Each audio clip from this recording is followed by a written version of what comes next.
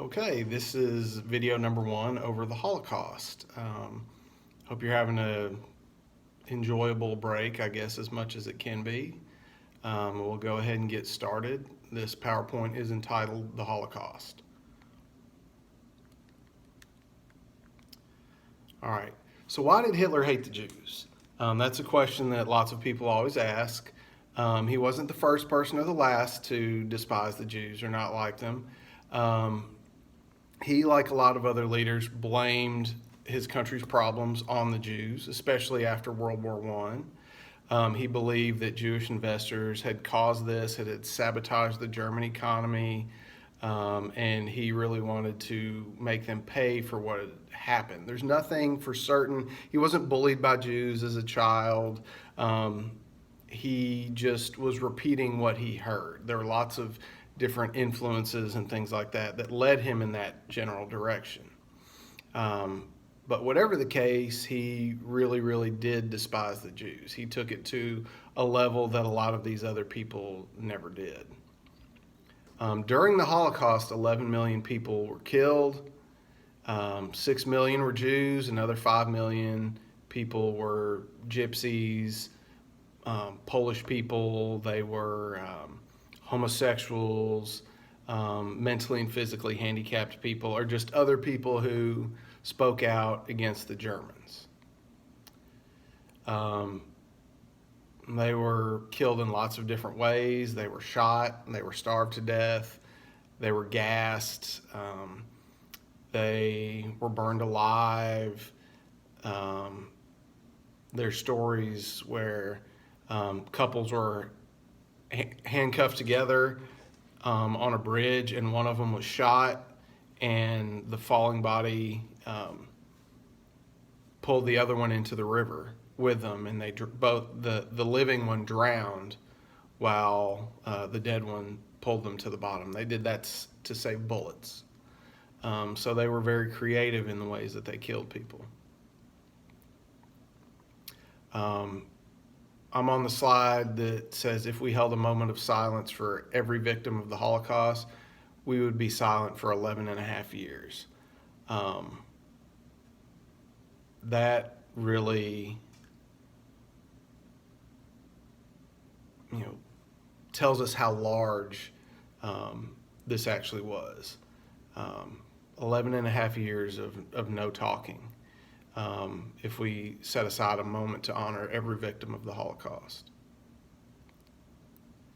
All right, so what was the Holocaust?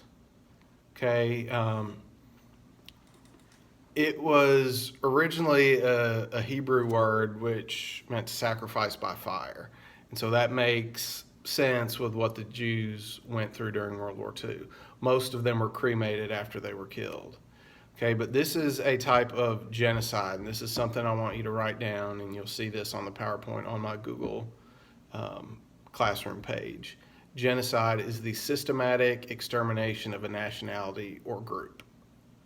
And so the Jews were specifically picked out to murder. Okay, I know that we like to think that this stuff doesn't happen anymore. That was 80 years ago almost. We wouldn't let anything like that happen. I want to give you an example, a more modern example. This is one that was going on when I was a 15-year-old and a sophomore in high school, basically where you guys are today. Okay, and this happened in Rwanda, which is a country in Africa, a pretty small country. Okay, and it was divided between two ethnic groups.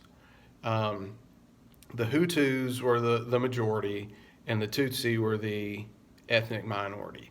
And what happens is the president's plane is shot down while flying over the country, and the Hutus blame the Tutsis for this with no real evidence. And so over the next 3 months, 800,000 people were brutally murdered by the Hutu regime. And this was encouraged by the government. Radio stations basically said, go after your neighbors. They basically if people refused to join in with this, they were killed by the people who were taking part in it. 2 million people fled the country to get away from the violence. And by the time the United Nations got there, it was done. It had kind of fizzled out. But over those 3 months, 800,000 people were killed. And it was pretty terrible how it happened. There's an image on this slide that talks about it. They were shot, they were clubbed to death, they were hacked up with machetes. There's a picture of a man with scars all over his face that survived. People were burned or cooked in vats of oil, so they were deep fried. They would dismember the body, genitals of men. People were skinned alive.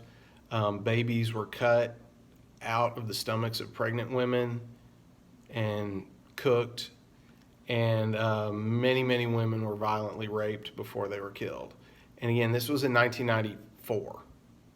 Okay, right around this time in 1994 when I was a sophomore in high school. So the idea that we're beyond this, that this does not happen anymore, that people don't act this way anymore is false. It happens, and it has happened even more recently than that. So I'm now on the slide that says cold hard facts at the top. 63% of all Jews in Europe died, and 91% of the Jews in Poland died. And we talked about Auschwitz a little bit earlier in the year on the anniversary of its liberation.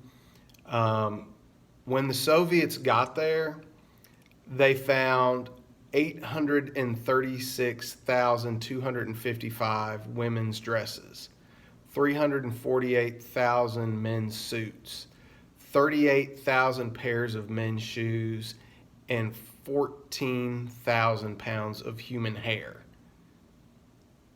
But there were only 7,650 live prisoners when they got there, and most of them were barely alive. The Germans had left. They had killed as many as they could and left before the Soviets arrived. But that just shows the horror of what they did at the largest concentration camp. 7 tons of human hair were found. All right. So how did all this happen? It starts by the power of our words. What you say has an impact, whether you believe it or not. And Hitler had the stage, and everybody was listening to what he said.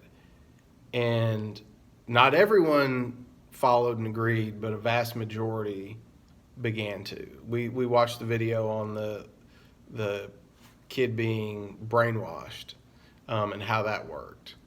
Okay, but the power of words. There's several quotes by Hitler on the next slide. The great masses of the people will more easily fall victim to a big lie than a small one. So he tells this big lie, and a lot of people buy it. How fortunate for leaders that men do not think. That is kind of scary. We typically believe what we're told. We don't think about whether or not it's true. The victor will never be asked if he told the truth. That's pretty true. The people who win are the ones who write the history, and that's usually what is believed.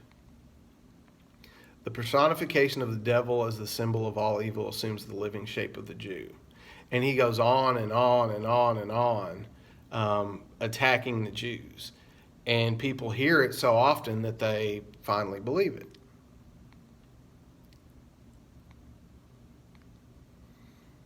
Okay, in 1933, when Hitler came to power, the Jewish population in Europe was 9.5 million people. By the end of the Holocaust, there were 3.5 million left. So 6 million died. I think the Jewish population around the world is between 6 and 7 million today, so it's not even back to where it was before the war. The next thing that allowed this to happen was isolationism. One of the things Hitler did early on was start to isolate and separate the Jews from everybody else. Okay, he started that by taking away rights from Jewish people. He segregated them and made them live only with other Jews. He then moved them to the concentration camps, and then he exterminated them. So he took away the rights, he forced them to live all together. He then took them from that to the concentration camps, and from there they were worked to death or exterminated. In 1935, the Nuremberg Laws were passed. Nuremberg is a city in Germany where Hitler held a lot of his rallies. Their citizenship was taken away. They were fired from their jobs, or if they owned their own business, those businesses were boycotted. Germans were basically told not to buy from Jewish stores. They were kicked out of all German schools. Marriages between Jews and Aryans was forbidden. If you were already married to a Jew, you were basically given a choice to end the marriage or be shipped off with them. Some people ended the marriage. They had to carry around ID cards. Their passports were stamped with a J for Jew. Eventually, they had to wear the little yellow Star of David that you're probably familiar with. Their churches, synagogues were destroyed, and they were forced to pay a special tax that the rest of the German people were not forced. There were some in Germany who did not agree with this. One of these guys' name was Oskar Schindler, and Steven Spielberg made a movie called Schindler's List. He was a factory owner who basically had Jewish prisoners working for him throughout the war. And he was kind of a selfish man. He drank a lot, but he came to love and care for his Jewish workers. And so every once in a while they would show up to try to take these workers to send them to a concentration camp. And he would argue that they didn't need to be taken because it would slow down production. Because when he got new Jewish prisoners, they would have to learn how to do everything. And so he saved over 1,100 Jews from being sent to a concentration camp and killed. As the war was winding down and it became apparent the Germans were not going to win, he paid for a lot of these Jews to escape, to get out of Europe, and he used his own money to do so. And so there's a movie that's been made about all this, which is pretty terrible to watch, but at the end, you realize that not everyone in Germany was bad. When they were segregated, they were sent to what the Germans called ghettos, which is usually just a small, isolated area. It was surrounded by guards, and people were not allowed in or out unless the guards took them, okay, and sent them by train somewhere else. Most of these were in Poland, but there were other areas in Eastern Europe where these took place. They were very overcrowded. Disease ran rampant. A lot of people slowly starved to death. In Warsaw, which is the capital of Poland, 500,000 people were squeezed into a 3.5 square mile radius area. And Warsaw is going to, the people there are going to rise up against the Germans and kill some German soldiers, and the Germans are brutal and basically wipe the whole place out. Either kill or capture and send off to concentration camp every Jew that was there. There's a map Following that, it says Nazi ghettos were a preliminary step in the annihilation of the Jews. This is where they were segregated. The next step was concentration. Okay, so I want you to look at these two maps. One is ghettos in occupied Europe, and again, it's mostly in the eastern part. But if you keep going, you're going to see concentration camps are next. These were where they were sent to work. There were some others that were extermination camps where they just killed almost anyone.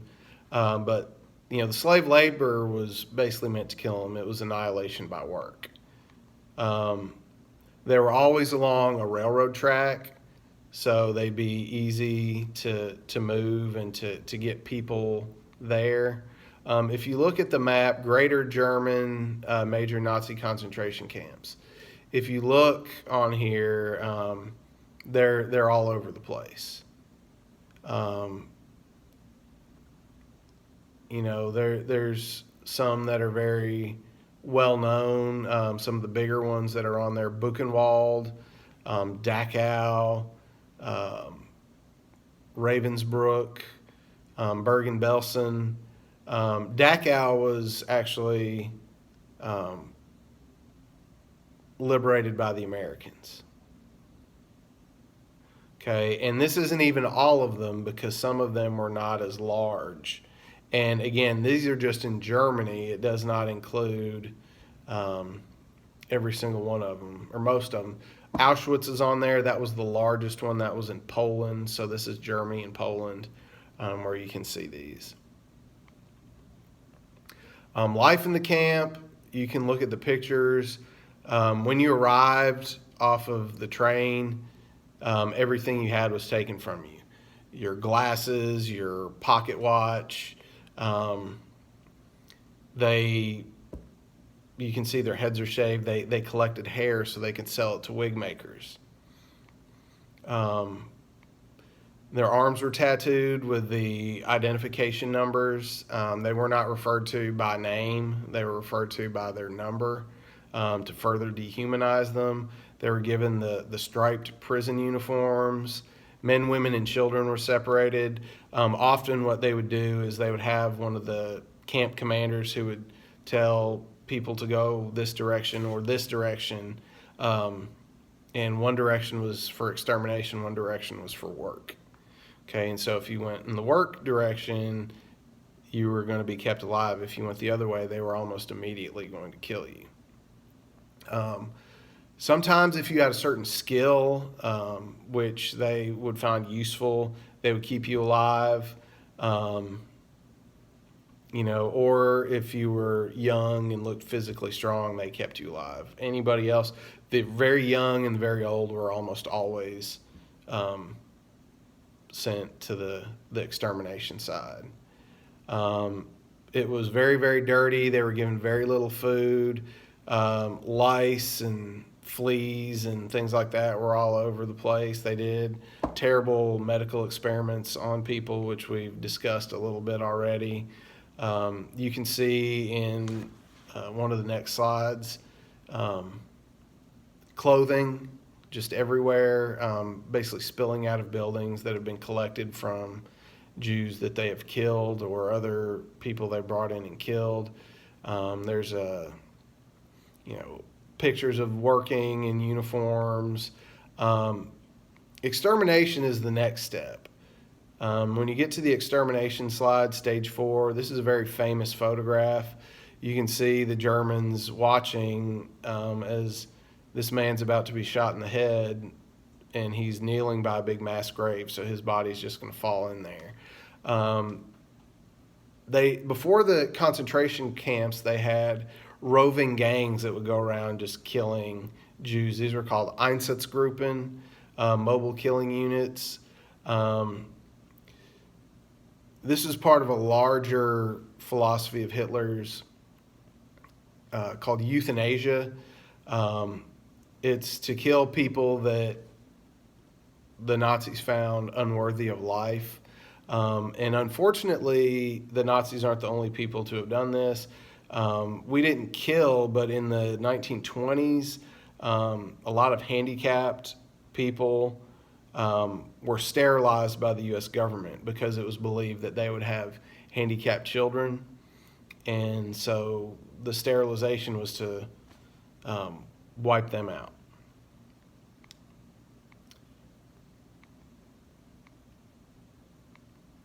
All right, so it was decided in 1942 that mass extermination was what they were going to do.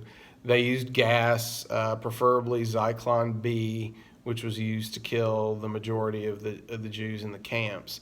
Hitler knew what it was like to be gassed. If you remember, when his mask wouldn't seal, that he knew what it was like to feel that suffocation. So when you were sent to the extermination side, you were basically told that you're going to take a shower because they didn't want disease and infestation to spread. So people would go down to these showers, they're gas chambers disguised as showers. They would take off their clothes, they would fold everything neatly and set it aside, and they would go into these shower rooms. And that's when the gas was released through the ceiling and the shower heads. And it would take between 3 and 15 minutes before everyone to suffocate in the room. At Auschwitz, up to 8,000 people a day were being gassed and killed. And then they were sent off to be cremated in the ovens. After they were dead, people would go through their clothing outside of the shower gas chamber and take anything of value. They actually had people go through the dead bodies in the shower room and pry their gold fillings out so they could be melted down, and the Nazis could take that. So their hair, their clothing, their shoes, their fillings, the Nazis took everything of value they could. Glasses, whatever, and they would resell it all. Resell the hair for wig makers. And then other Jews would remove those bodies and take them to the crematorium to die. The ones that were not sent to the extermination rooms would have to collect the bodies of their friends, their family, their people, to take them to the crematoriums to die. This is a picture of wedding rings that the Nazis had collected that the U.S. Army found. Bags of human hair in the next slide. Towards the end of the war, the Nazis knew that this was going to get them in trouble, so they tried to destroy the evidence. And as the Americans or the Soviets got closer, they would do everything they could to erase the evidence, which means killing as many people as they could before they disappeared. They made them march across the country to other camps where a lot died along the way. But they couldn't hide what they had been doing. Here's a photograph of a mass grave. They tried to cover up and get rid of. Usually if the Allies were close, they would shoot as many of them as they can before they got away. Basically until they ran out of ammunition, they would shoot and kill prisoners to get rid of as many as they possibly could. Jews would scratch their names into the wall of their little bunks because they figured they would die, and if anyone ever came looking for them, they at least knew that, okay, well, they were there at this camp at some point. And you can see that in the walls.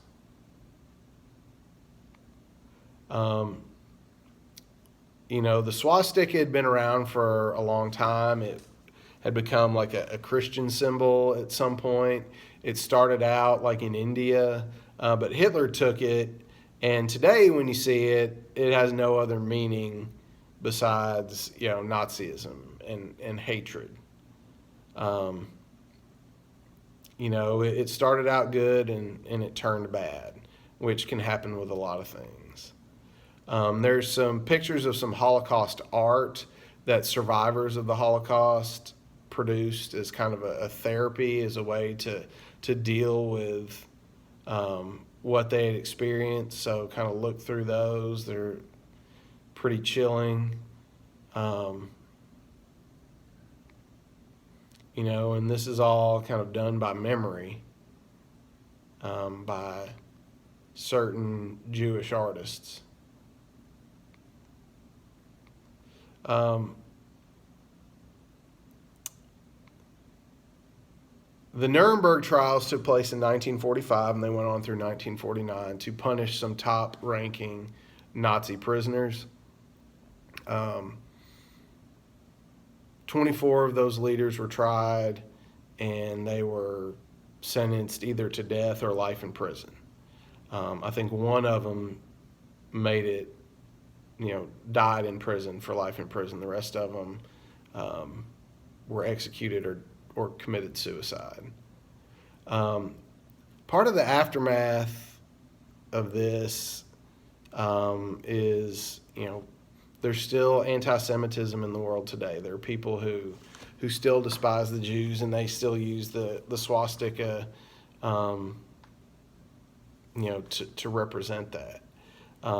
We've discussed a little bit how there are people who say this didn't happen, that it's a conspiracy, that the Jews made it all up to make people feel sorry for them.